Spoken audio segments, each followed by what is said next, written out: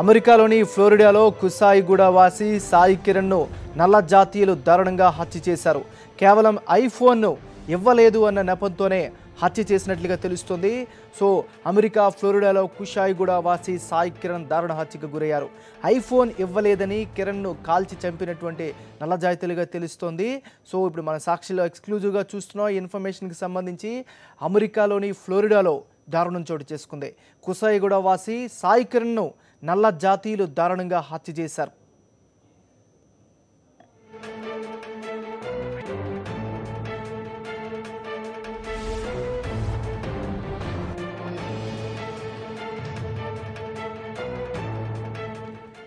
ఇక ఫ్లోరిడాలో కుషాయిగూడ వాసి సాయి కిరణ్ దారుణ హత్యకి సంబంధించి పూర్తి అప్డేట్స్ మా కరెస్పాండెంట్ తిరుమల రెడ్డిని అడిగి తెలుసుకుందాం.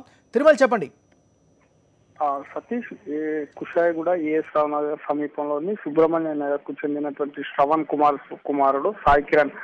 ఇతని వయసు 23 సంవత్సరాలు. అయితే ఇతను ఉన్నత చదువుల కోసం గత 45 రోజుల క్రితం, కేవలం 45 డేస్ క్రితమే అమెరికాలో ఫ్లోరిడా సిటీలోని మియామి ప్రాంతానికి ఎంఎస్ చేయడం కోసం అక్కడ ఒక యూనివర్సిటీలో అడ్మిషన్ తీసుకొని అక్కడికి వెళ్ళడం జరిగింది. అయితే ఈ రోజు ఒక ఐఫోన్ విషయంలో అమెరికాలో ఉన్నటువంటి నల్ల జాతీయులకు ఇతనికి జరిగిన ఆర్గ్యుమెంట్ లో ఇతన్ని అత్యంత దారుణంగా కాల్చి చంపినట్టుగా కూడా కొద్దిసేపటి క్రితమే కుటుంబ సభ్యులకు సమాచారం అందింది. అయితే ఈ కుటుంబ సభ్యులు కూడా వీరంతా కూడా కుషాయిగూడలో ప్రస్తుతం వాళ్ళ ఇంటి వద్ద విషయ ఛాయలు అమ్ముకున్నాయి. అయితే దీనికి సంబంధించి మరింత సమాచారం అందాల్సి ఉంది మనకు.